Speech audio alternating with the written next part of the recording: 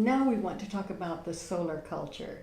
We have some idea about the lunar culture. Now, what are the myths of the solar culture?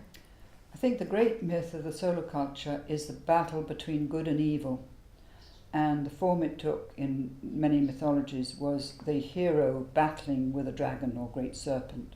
Mm-hmm. And you find it right through from the Enuma Elish, the Babylonian myth, where the god Marduk kills the great serpent goddess Tiamat and cuts her body in half and makes heaven from one half of her body and earth from the other, which is a very cruel and aggressive, violent myth, really. And that had a huge influence on the mythology of the Mediterranean area in the centuries that followed, or the millennia that followed. And we can still find it in George W. Bush's statement that you're either for us or against us. Mm-hmm.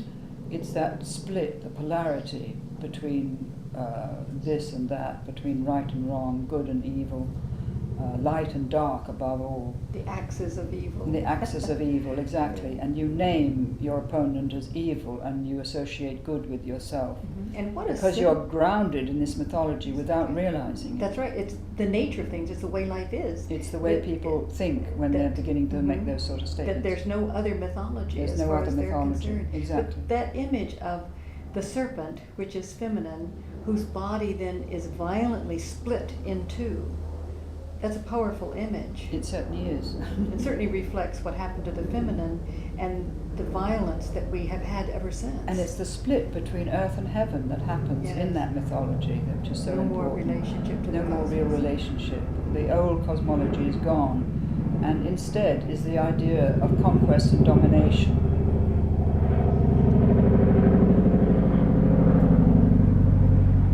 Well, where there is a split, there can always be an enemy, the other, that must be conquered and controlled. I think you will always look for an enemy as long as you're living in this mythology, as long as you're imprinted with that mythology. Yes, whatever it may be, it comes up in science, of anything which threatens science. It comes up in Star Wars, the idea that we can conquer space so that we can protect ourselves from our enemies, whoever they may be. It infiltrates every aspect of our thinking. Mm-hmm. Well, that's interesting, because just in this article, The Feminine Face of Science, that we were looking at before, there's a wonderful statement again of what the scientists wanted to do when they began to explore nature, is that they would bind her to their service and make her their slave. Yes, that was... conquer and subdue her and to shake her to her foundations. Yes. That was Bacon's statement in the 16th century, and that entered into the whole development of science, unfortunately. Mm-hmm. So we still have the idea that we have to, conquer nature, conquer everything, that we bring it under our control. I wanted Put to say her on the rack. Was that also Bacon?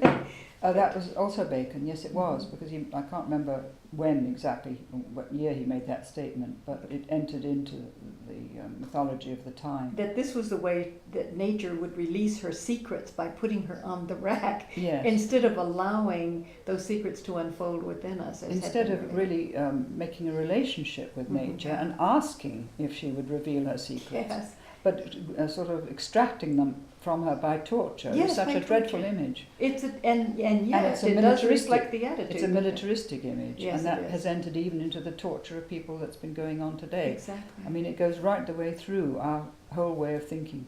Anyway, to go back to the beginning in this mythology that came from Babylonia, it then entered into Greek mythology, and you have the god Apollo killing the she-dragon at Delphi. That's another myth that shows the change of mythology there, and the idea that the solar god will conquer this underworld goddess, so to speak, or the earth goddess, and will impose dominion on her. And this entered into all the mythologies of time, I think, because you had these cultures coming into the goddess cultures which really worship the sky gods more than the earth goddess. And so you have a sky god mythology imposed on the older lunar goddess culture and the older goddess mythology. And then with that comes, at the same time, roughly, you have the discovery of writing and in Samaria, and you have the idea that the word, particularly in the biblical culture, you have the idea that the word is, as it were, irrefutable. It's laid down by God, you can't challenge it, and then you've lost the actual experience of the divine. You've lost the direct relationship with the divine. You have to obey the law that is written in the sacred book. And so the sacred text now becomes the basic theme of the patriarchal religions which developed from about 1500 BC. And you find it in Islam with the emphasis on the Quran, you find it with the emphasis on the Old Testament of Judaism, and of course in Christianity with the emphasis on the New Testament. So the book becomes the supreme repository of the sacred. It's no longer nature. Yes, that's just going to ask you. It's no longer the cosmos, it's the book of the law. And if you infringe the law in that book, then you bring about the retribution of God on your shoulders, so to speak. So God becomes judgmental, he becomes terrifying, you've got to obey. And that is totally different from the idea of relationship and participation. And allowing it to unfold within you, the whole relationship with nature to unfold within you. And that's what is so frightening about fundamental religion today, that's continuing to carry this out, is that we're closed off, sealed off from our own inner experience. We must obey the law outside of us. We must obey the law, and we must proselytize, we must convert. Make others obey it. This is again the good and evil split. The others have got to be converted to the true religion. Can you imagine such an insane idea, really?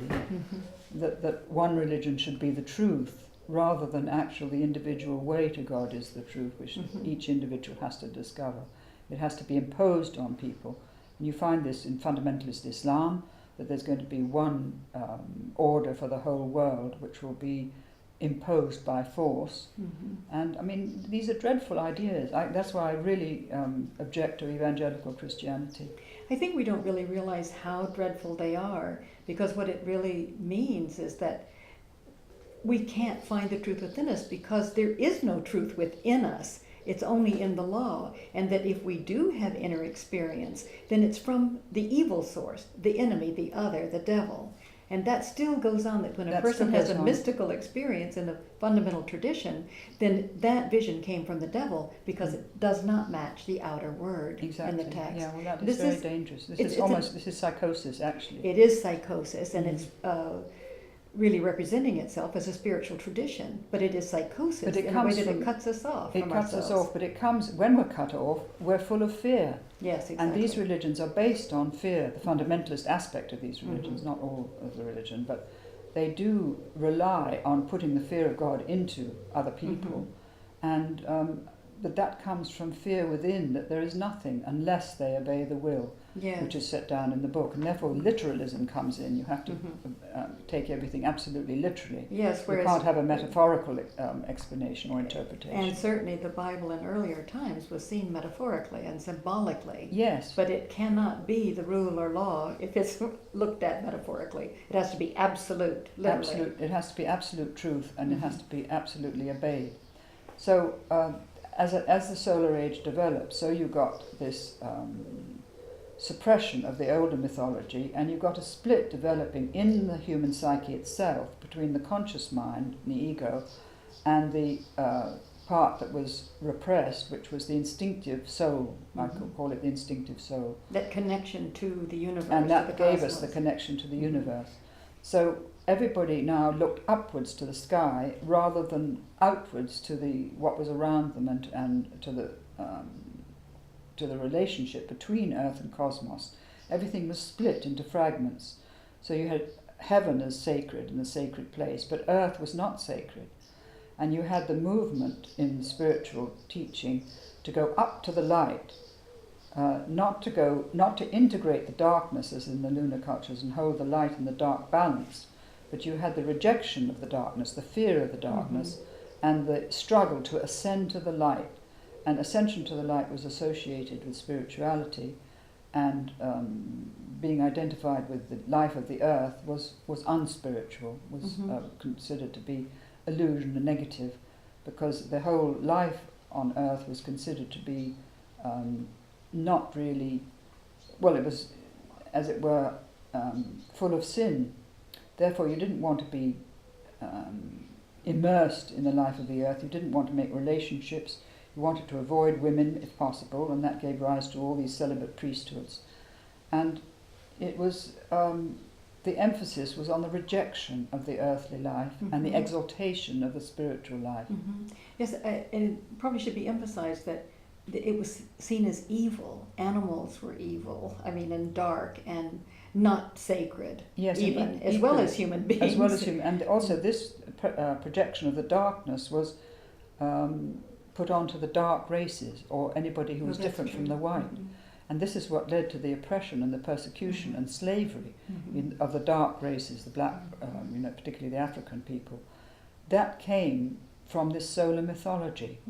The white race was the light race and the good race, and everything else was primitive, dark, treacherous, frightening. And this is tremendously important. We have to be very careful of where we project now.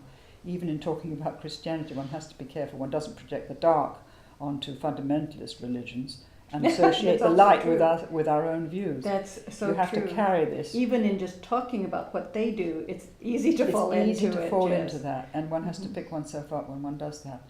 Well, one can recognize it as dangerous, but one doesn't have to demonize it. No, That's no, I terribly think that's important. really the important thing, and that's what we are actually trying to do. I hope we're trying to do that. Well, we know that that's our intent, whether it comes off that way or not. Our intent really is to show what has happened, both historically and presently, because it's so dangerous. And I grew up in an area where Christian fundamentalism was very strong, and the people were wonderful to me. It was a wonderful childhood because they were kind and thoughtful in so many ways. And I even returned to that area, that place, the area, to go to school when I was in college, because they were very kind, and I learned a lot. They were very intelligent, very bright, but I knew that something was wrong, and I had to figure that out. And I saw the danger in it, and I've seen the danger in my own life. So it's both with a love for so much that it has given us and given me, but a real recognition of its danger. Of its dangers, and I think we need to bring in here about women, because women during the solar era became associated with the darkness, with what was dangerous, with what was threatening, because they could take men away from the spiritual life. It was projected onto them that women could do that, or had the power to do that. Anything in the daily life would be taken or they away. might trap them into sensuality, into love of whatever it might be, love of food, love of anything sensual, really. So just a love of daily life. Or just the daily, love of daily life. And what happened was that women became associated with nature, and as nature was feared, so women were feared. And men developed the idea that the conscious, rational mind was above all this, and that women didn't have a rational mind, period. That was the idea, certainly in the Middle Ages, that women were non-rational or irrational creatures given to emotionality. And what men feared more than anything was this emotionality of women. But it's hardly surprising that women were emotional when they were treated as almost evil and associated with everything that was dangerous and threatening. So evil and unintelligent. And also with the myth of the fall, with bringing sin, suffering and death into the world. So it's hardly surprising that they occasionally blew their top. And men feared it. They feared the emotion because that's certainly something that they were not allowing themselves to be too much in touch with. Exactly. Well, because they repressed it in themselves and projected all that was negative onto woman, they couldn't really keep the balance between the conscious mind and the instinctive soul. So everything was in a state of being split. Everything was suffering, really, because of this polarization of the opposites, and the idea that the light had to fight against the dark and had to overcome it. That's the most important thing, had to overcome it, keep it under control. And so we find this today in science, which we'll come to later perhaps in our conversation, this desire for control and the fear that new theories will take away from that control and become threatening. Fear, really, of anything that's unknown. They just must keep And the fear of status the quo. unknown. Exactly. So this enters very much into the whole way of thinking. And of course, when you repress the instinct in that way, particularly the sexual instinct, what happens? It comes out as aggression. Mm-hmm. And so this solar era is characterized by the most tremendous aggression. There are endless wars, endless conquests, great empires are built up. God knows how many millions of people were murdered and starved to death because of marauding armies passing across their territories. So it was a terrible time. I mean, right up into this century, the 20th century was the bloodiest that there has ever been, as one historian has put it, and it was, I think, Ferguson. So, you know, what have we been doing for these 2,000 years or 3,000 years? We've just been murdering right, left and centre. Mm. And with no awareness of the biblical injunction, or indeed in the Quran, that killing is a sin, killing is wrong. Mm-hmm. And that statement came probably from the older culture where life was sacred. Mm-hmm. But now you have to be told in the Bible that you know, you're not supposed to kill. But nobody pays any attention to that. Mm-hmm. And people who call themselves Christian embark on wars to eliminate the axis of evil. Absolutely. It's simply ludicrous. Mm-hmm. Well, it certainly is, because we don't know what we're doing. And I think when you said that it probably came from the older culture, I think it certainly did, and also from anyone, such as Muhammad, who had the visions and the inner experience. Mm. One would get in touch with that soul within that would reveal the danger of this split, of this duality, and therefore reveal how dreadful it is to go about killing people, Yeah, but then because what we're really happened? killing ourselves. Within 100 years of Muhammad, Islam was slaughtering people right, left and Yes. centre. Because there wasn't the old mythology, and there wasn't the But because experience, the ideology inner come up experience. again of that conquest, that Islam had to predominate, or it had to conquer these new lands. Mhm. And domination always comes out of that split. And doesn't out it? of that split, and out of what's been repressed and crucified really within the person, and then they have to get rid of that pain and that loss in some way. And so the first thing they do is to go and impose their will on somebody else by force, What you really because they were forcefully repressing what was within yes, them. yes, and so that's their mode of behavior in the world. Yeah. You had said earlier that the male, in repressing this and rejecting the inner life and woman in nature, had two major possibilities, the warrior and the priest.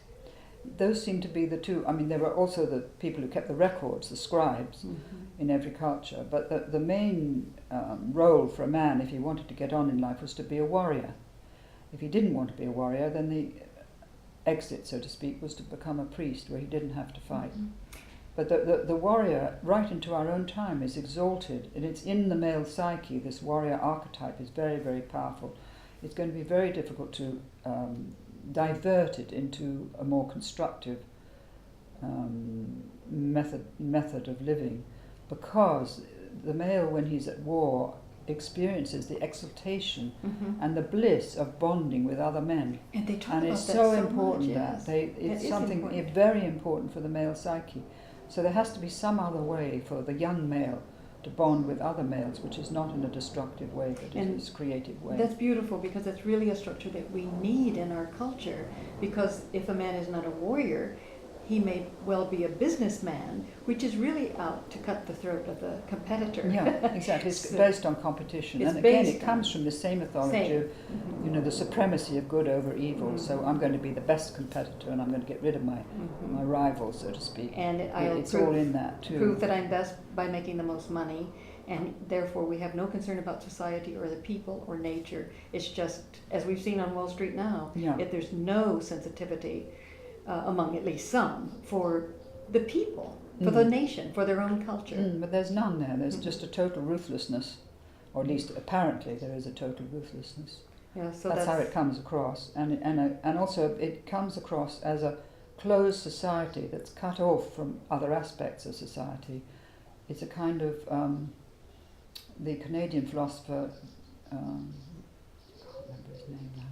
He wrote a very good book called The Unconscious Civilization, in which he describes corporate bodies and how they become only loyal to the members of that body, and they just ignore the existence of other bodies or the people or whatever. They become, I mean, it's like the church becomes focused on itself and its survival as a institution, or the banks become focused on how to survive as an institution themselves, or government becomes that. And they lose touch with the people completely and what they set out to do in the beginning, possibly. And with the whole. And with the whole, they lose touch with the whole. And that comes from the fragmented psyche. That's where it originates, with the conscious mind or conscious ego split off from the deeper layers of the soul. And I think I need to say just something more there, which is very important, and what this sounds very negative. But during this whole course, this last 2,000 to 3,000 years, we have seen the development in a very wide section of humanity, whereas before it was perhaps confined in lunar culture to a very few people who were the priests of the community, and the leaders of the community, but not perhaps the general population so much. But now we have education spreading into the general community, and therefore we have the development of the abilities that go with the rational mind, developing to a very great degree. So consciousness is strengthened, which was perhaps necessary in this phase of evolution. The relationship with the soul was weakened, and the whole thing was unbalanced. But one shouldn't diminish the achievement of the male psyche during this period, because when you think of the sacrifice that there was, when you think of the struggle to attain any kind of equilibrium in relation to society, a position, if you like, in relation to society, all this was quite important, and it strengthened that rational mind and gave it the ability to address many of the things that we now need to look at. So I don't think one can look at it as, it's not a disaster. It was evolutionary attainment, but with tremendous sacrifice. So the emphasis was on rising to the heights, as it were, of spirituality, moving away from the darkness and the depths. But at the same time, there was the loss of connection with the whole. So it's a kind of paradox, really. And that's always been a question for me. In order to strengthen the conscious mind, rationality, did we have to go as far as we did? And the negation of the earth and the feminine and feeling and inner experience. I don't think we did, but I think it came about because of our mythology. If we hadn't had that solar mythology of the battle between light and darkness, we needn't have had this whole split. Could we have developed rationality? I think we could have, yes, because I think education would have spread out in population. There needn't have been all these terrible conquests. See, I think that's so important, because so many people accept what has happened because it was necessary, they say, for our evolution. But I agree with you. I think we could have taken another path and achieved the high development of rationality and not lost entirely our contact with soul. Yes, I quite agree. I don't know exactly at what point, but I think for me the myth of the fall was the cutting off point of the older mythology. And once you had that, once you had the idea, once you told people that they were sinful, you'd lost the plot, because if you tell people that they're sinful, they're going to try and get rid of that sense of sin by blaming someone else. Exactly. So you build up a culture of projection onto others of evil and darkness, and it comes straight from that myth. Could we go did you want to say something more? No, I think that just is so important to remember, that it's our mythology that shapes us. The stories we tell about ourselves. The stories we tell about ourselves, the image we have of ourselves. And it's such a negative image, this, that it split us off from the divine. Yes. It cut us off from the divinity within ourselves and within the whole of nature. And it programmed us to 2,000 years of slaughtering other people because we wanted to get rid of the guilt in ourselves. That's how I see it. So that mythology, I think, was a disaster. And if we can get rid of it or change it or look at it in a different way, because it really, what it did was, to use an analogy of fairy tales, it built up a great hedge of thorns between us and the older way of looking at things. And the sleeping beauty during this time is the soul. The sleeping beauty I love that has image, been kept, as it were, prisoner of our beliefs throughout this time. And so we now need, if we want to find the prince who's going to awaken the sleeping beauty, it has to be in a consciousness that is aware of what's happened and goes in search of what has been lost and brings that part of ourselves that's been lost and asleep, brings that back to life, wakes it up.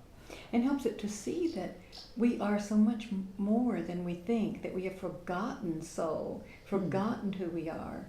And no wonder we have so much addiction and violence and fanaticism. Alcoholism. Exactly. Yeah. And this is all from the distressed soul. Yes. And so much crime, too. And the way we treat other people, the way we shut people up in prison and don't ask why they were led into this life of crime. We don't get to the roots of the suffering which gives rise to violence. I remember reading a few years ago about a young man, maybe 18, who was in prison.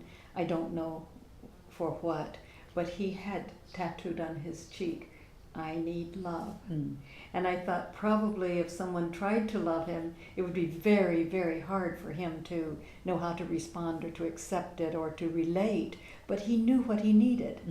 And there he was in prison where he was not likely to get it. But Anne, I was wondering if you could go back a little bit deeper into the Hebrew mythology, when the feminine probably did survive, was vibrant. Margaret Barker talks about this in the First Temple mythology in the ancient Hebrew tradition, and how later that was destroyed. That's right. Yes. Well, it's a fascinating story that she tells, and I became, as a result of that dream I had of the cosmic woman, I became drawn to Kabbalah and the whole tradition of the Shekinah in Kabbalah, because there, I think, has survived the older mythology. And at the same time, referring to the first temple, what happened was that at the time of the Babylonian, before that, there were two kings, Hezekiah and Josiah, who in the 8th century BC and the 7th century BC, because of the the removal of the whole northern province of Israel and the dispersion of the people, the tribes that belonged to that province, they felt that they must have done something to offend the Lord, and they blamed the worship of the goddess for this catastrophe. It was the first example of ethnic cleansing that we have record of. And so they threw the statue, King Hezekiah threw the statue of the king and the great brazen serpent that stood in the temple out of the temple, and the king who succeeded him brought it back, and then King Josiah threw it out again. And at that time, the people who worshipped the goddess in the old way, in the lunar way, fled to Alexandria in Egypt and took refuge there. And at the time of the Babylonian captivity, in the 6th century BC, this happened again, and the people who fled the Babylonians, not all of them were taken in captivity to Babylon, but some joined these first exiles in Egypt, and they carried the traditions of the first temple with them, which embraced the worship of the Queen of Heaven, whom they called divine wisdom. And I think that this was one of the origins of the later image of the Shekinah in Judaism. And so it really is a carrying on of It's that a carrying deeper on of that ancient older mythology, ancient mythology of the relatedness of and this life. went into Egypt, and I think re-emerged in the Gnostic sects later on in the beginning of Christianity. The wisdom literature is it? Exactly, and the great books, there was always the book of Proverbs, which existed from earlier times, but there were later books in the 1st century of Ben Sira and the Wisdom of Solomon, which had the most wonderful passages where wisdom speaks to the world, as she must have spoken in the first temple, I'm sure. And with such But respect that's been lost, and you love. see. Yeah, with love, and also that she's in connection with the whole of creation. That's what comes through these great passages.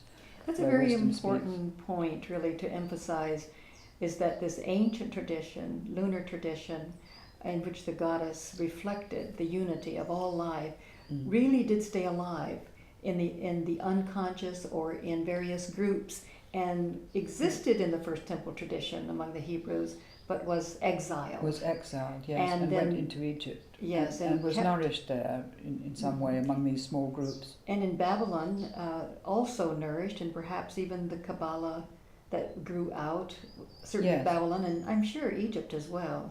The I group think of yes, I Hebrews think in that Egypt. I think they're connected. I don't know enough to be able to say, but certainly there were very wise rabbis who were in Babylon at the time of the exile, and then who stayed on in Babylon. They didn't return afterwards to Jerusalem. They stayed on there, and out of that came a great deal of rabbinic teaching. That was one stream, and then the other stream developed in Egypt and found its way into the Gnostic sects, into the Jewish Gnostic sects. So it's a fascinating story, and what I think it shows is the continuity that some individuals, perhaps even like ourselves in that time, kept alive these ancient traditions of the Queen of Heaven. And also, there's a very funny story when Jeremiah, the prophet Jeremiah, went to Egypt and addressed the women who had gathered there and said, it's all due to you that the catastrophes have happened of the exile and everything. And they said, not a bit of it. It's because we left off the worship of the Queen of Heaven that all this has happened. It's a lovely story. And of course we praise all of the old prophets, and yet they were the ones who really condoned the repression of the goddess. Well, I can't say who did, but certainly Jeremiah wasn't too pleased to find this alive in Egypt. Well, at least we don't hear too many of the prophets talking about the No. Queen of Heaven, No, do we? no, we don't. No. No, it's not And nurtured at least. all reference, really. There's no word for goddess in the Hebrew language, and all reference to the goddess was really excised from the Old Testament, except those places where the Asherah is mentioned specifically. Anyway, this is all a very fascinating story, but it just shows that we don't know the foundation on which our beliefs have come from, and therefore we don't look at our beliefs, we don't examine them for the relevance that they have for us today, and the negative effects that might be carried within them, which might have affected our way of thinking and programmed us to behave in ways which are quite simply insane. Do you want to say more about the Shekinah now, to talk more about that tradition, or come back to it later? I think I could say more about it now, really, because it would fit in if we have. It would fit in with the continuation of the effect of the dream of the goddess that I had, or the dream of the cosmic woman. And because for years I wondered, well, who was she? What was she? She was obviously not any of the Greek or Egyptian goddesses. I knew that Apuleius in Hellenistic times had had a vision of the goddess Isis, a very beautiful vision, Yes. which she spoke to him. And you're talking now about the goddess in the cornfields with the wheel of light that you had experienced. Yes, the great cosmic woman, stretching from earth to heaven. She was, she filled the whole space between earth and heaven. She was gigantic. Anyway, this took me by some strange roundabout path to the work of Gershom Scholem, the great Jewish scholar, and to his writing about the Shekinah and other writings. And I suddenly realized, well, my vision is really an image of this this mystical Jewish concept of the Shekinah, who is the light of the ground of being. She is the light which underlies the whole of our physical creation. She is the cosmic divinity, really. She's the divinity of the cosmos, of the whole cosmos. And it's expressed so beautifully that this light comes down from the unknown Godhead and comes down through these 10 Sephiroth into our final created world. So that you get the idea of worlds within worlds within worlds, multiple dimensions that she carries within her being as light. All these dimensions are carried within this vast entity which is expressed as light, and it's very difficult to find words, but to me this was an absolute revelation, because I thought, here is the wholeness. There's no part of life that is excluded from her being. Everything is within this light, and the light comes down through successive planes of manifestation until it reaches our physical world, and our physical world is held within the embrace of that light. Exactly. And one of the traditions of the Shekinah is that she is in exile from her spouse with us in this world, which is a very beautiful image of the feminine. as the ground of this world, but not recognized as such. Mm-hmm. Yes, that's a beautiful myth of the exiled feminine, isn't it? It is. Is that Very beautiful, and we are all the sparks of her being, mm-hmm. and she has entered into this world in order to gather up the sparks of her being and return them to the source. That's a most lovely image, I think. It's so beautiful. Which would be another way of saying for us to become conscious of our source and who we are. And who we are, and that we are sparks of her divinity, mm-hmm. and we carry that divinity within mm-hmm. our souls. That mm-hmm. we are an expression of divinity, mm-hmm. and as is all life. There is no aspect of life that is excluded. That's right, and that was so clear in your dream when you and she were both carrying the wheel of life, and she was just helping you to center it, yeah. Become more conscious mm-hmm. of what it was, mm-hmm. because I was at that time totally unconscious of it. And so I really was attracted to this whole mythology of esoteric or mystical Judaism, even though I'm not Jewish, but to me it gives the most complete mythology mm-hmm. of the relationship between the masculine and the feminine mm-hmm. archetypes, mm-hmm. because the masculine archetype, as it were, is the deep ground, but she also is part of the deep ground, but she enters into manifestation. Yes, and this is where divinity mm-hmm. enters into manifestation mm-hmm. and goes through all these different dimensions or worlds which we know nothing about, until finally it is expressed in what we call the life of the planet. And the Kabbalists regarded nature as the garment of God, mm-hmm. the garment of the Shekinah. Mm. You know, it's just so beautiful. It is beautiful. The imagery is beautiful. And some of the art in Christianity is also beautiful in expressing the Shekinah, who's called Mary, the mother. But when you look at many of the representations, you realize it is the feminine, divine. Exactly. And that when Jesus and Mary are together, that they are equals. Yes. That it's not just the mother, it is the consort. It is that Jesus is showing the relationship of the human being to the feminine. She is both mother, and of course for the male she's his equal. Yes, it really restores the old imagery of the sacred marriage. It certainly does. But on a new level. Yes, and some of the paintings are absolutely beautiful. And of course so much of this comes back in the Middle Ages, when I think that underground tradition in the High Middle Ages came back and picked up that lunar mythology to some degree. I think the Black Virgin was in many cases a manifestation of the older goddess images of Isis, and also I think the Shekinah, because mm-hmm. there were many Jewish communities in Europe who had to keep their worship secret. Mm-hmm. But and black would have been a good image of that, mm-hmm. with the mysteries that were centered around those images of the Black Virgin mm-hmm. all over Europe. I think are very significant. And also I think that what was I going to say? Yes, the sacred marriage between Jesus and Mary is really something that we need to recover now. I think that's why there was such an interest in Dan Brown's book, because there was the feminine principle. There was Mary Magdalene carrying the feminine principle in that book, mm-hmm. and in the earlier book of Michael Bagent and Richard Lee, which was called Holy Blood, Holy Grail. So there, those two best-selling books carried the image of the marriage. And it certainly shows something about what we can respond to from within us. Yeah, and there you have it coming in by the back door, so to speak, which was not recognized mm-hmm. in the front door. No. And this is what's missing in our whole patriarchal mythology, is the image of the sacred marriage. Mm-hmm. Yes. That's just not and there. And equality, yes. And equality, not compensatory. Complementary. Yes. Complementary, that's what I was looking for. Oh, yes. And it's like the yin-yang. Yeah, even there was a petition presented to the Pope, because Jung was particularly struck by the two papal bulls of 1950 and 1954, mm-hmm. in which Mary, the Virgin Mary, was raised to heaven, mm-hmm. which meant to him that she was raised to equality with the masculine mm-hmm. archetype.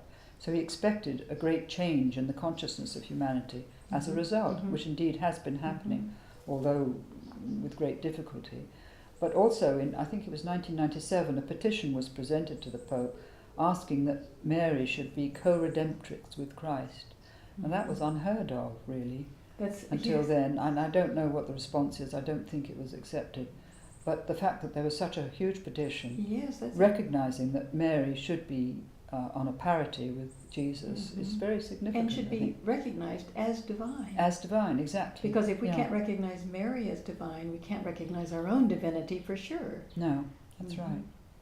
Well, those are really beautiful images that are surrounding us, and yet so many people are not aware that the meaning is a sacred marriage. And that really is what we're trying to achieve in the idea that women should be equal with man. It's got slightly distorted because it's become equality of earning power, or equality of being able That's to go into right. the army, or equality of being astronauts or whatever. But the real equality is the balance between the masculine and feminine archetypes within ourselves. That is to say, the conscious mind reconnected with the soul. That is the real balance and the equality. And we need the equality to be who we are. And that we need to bring forth what we're capable of. Yes, that is innately and beautifully and spiritually feminine, because it must be somewhat different from the masculine. Yeah, I think that woman has her own authentic life, just as man has his. And if each could recognize that in the other, they wouldn't compete with each other They wouldn't as they need are to now. compete. They could wouldn't really need to. be complementary. It doesn't mean to say that woman has to be confined to the home and go back to the Oh no, old she can role that create she her had. own realities. But she needs to be aware that she carries a different orientation from man, and she needs to be aware that she needs to balance the male orientation rather than copy it. Rather than copy it. But that means that she has to begin to get in touch with her own inner unfolding self, and that's very hard in a masculine world. It's very hard. And it's almost impossible, I would yes, say. and as we talked about before, all of the structure, not all, but most of the structures that we as women are placed into are structures that have been formed by the masculine.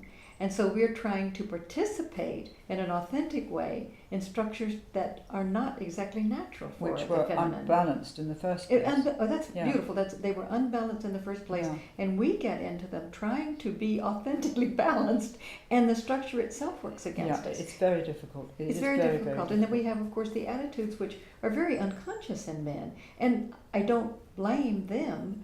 It's the whole 2,000 years that it's programmed has programmed them. And of course, you have a grandson, I had a son and a brother and a father, and we all have a deep, loving relationship to the masculine. And I think men have suffered tremendously because of this solar mythology. They have. And we don't really know yet what the masculine really is. No, but I think it's beginning to function now. It's beginning to awaken in the world a different kind of masculine, which is protective of the earth, protective of women too, nurturing, and quite different from the old warrior ethos. And that is coming up. More and more men are becoming involved in ways of the whole thing that we have to address now of global warming, it's going to be men who are involved in the discoveries which are going to make it possible to change our whole culture, that's true. our industrial culture, and injure the earth much less. So all this is happening. The global warming is a tremendous catalyst, really, for change.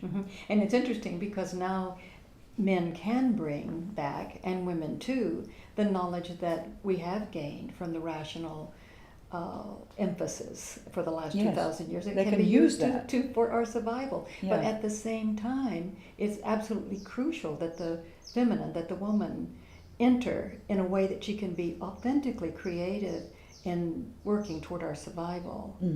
And I think... And bring her own values. Bring her own values to bring it. her own values, in her own way. That means that we have to create new structures. We can't really depend on entering into the old masculine structures and really being effective in bringing about this shift in our consciousness, or this evolution in our consciousness. Yes. We have to discover how to work together. At the moment, in a it's new extremely way. difficult because in so many, say, political life, women are still very marginalised. You only have to look at the suffering of women all over the world. But even now, even today, I received a communication about the UN thinking of setting up a new, I don't know what to call it, a new... Is it a kind of conference, global conference? Looking at the whole position of women and realizing that women are half of humanity, and if half of humanity is suffering from being poorly nourished, badly educated, oppressed by their husbands and fathers, you're not going to have a healthy world. No. Nor are you going Or a to be peaceful able, one. or a peaceful one, nor are you going to overcome the huge problems that we have. So I think that at last this is really being addressed, particularly as so many women now have become active in the political field, Yes. in Africa, in India, all over the place. They're much more articulate, they're educated, Yes, they're and they are effective, creating those new and structures. they know what they want to achieve. That's right. And they've also shown the world that if women have financial ability to earn money, that the family will be fed The family and protected. benefits, exactly. Yes, they benefit much more than when the money has been given to the men. Yes. And if a woman is healthy, her family will be healthy. Exactly. Well, these new initiatives to give women small amounts of money, say in India or African communities, and then she builds up gradually a small industry or a small enterprise, and that nourishes her children, as you say. And these are there's something called the Grameen Bank, which has been started for helping people like that, and it's had a tremendous effect already.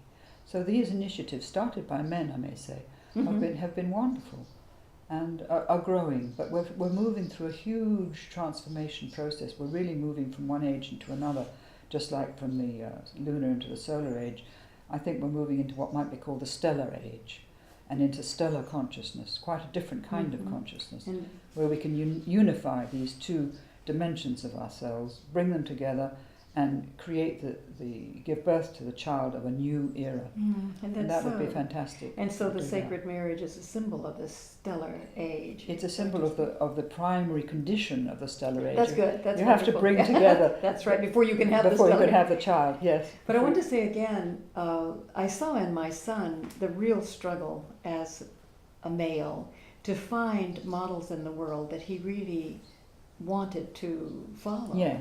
And I know so many of the young men who came around would look out at the world and think, I don't want to grow up. I don't want to be that. Yeah. Because they weren't kids who really just wanted to emphasize the rational. No, and their sensitivity is so, if it's not nurtured, it's so easily trampled on. That's right. And destroyed. And when they go through puberty and they're out in the world as a young man, young boy, there are all kinds of pressures to be what is not true to their nature. Not true to their nature, what No. is called masculine. And it doesn't fit them at all. No. So I think there is a very delicate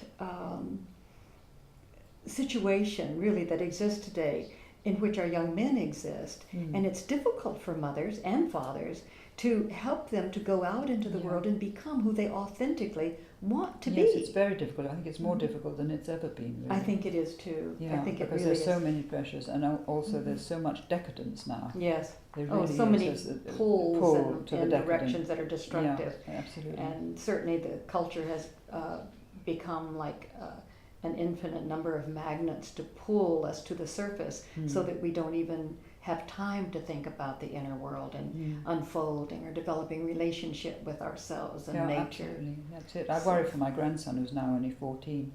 But you know, what can strengthen him to be strong enough to resist the pressures? Because he has a very sensitive, loving, caring nature. What will preserve that nature? What will preserve it? Boys can be so loving. When I had a boy, I realized how incredibly loving and dear they can be. And how do we hold on to that? Not so that they don't, how can they hold on to it? So that they don't have to hide it and finally repress it and finally then not know how to. Well, this is a big problem in males, and for women it's equally important to nurture their femininity, to nurture the true feminine nature, which again is perhaps wanting to express love in some form or caring in some form, how to nurture that so that they don't become brutalized by the competitive drive. That's right. To compete with the male and to get to the jobs, competing with the male for those same jobs. That's absolutely true, because when a woman goes into the world, she feels she has to make changes in order to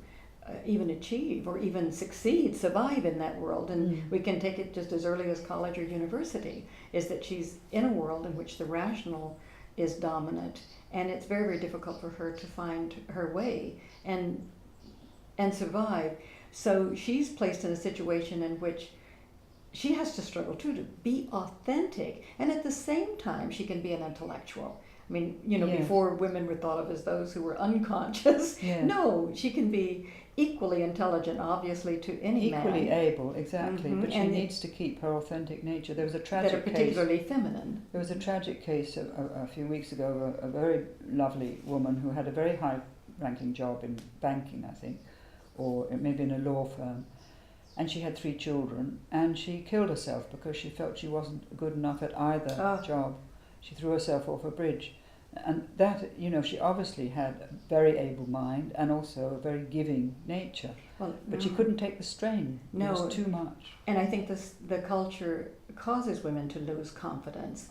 But I think that when we speak of feminine, maybe you could say I think you've already said what it really means, but it doesn't mean what many young women think today to be feminine. Sexy. Well, it doesn't mean sexy. It's quite. I think we'll have to leave that perhaps for another later. time.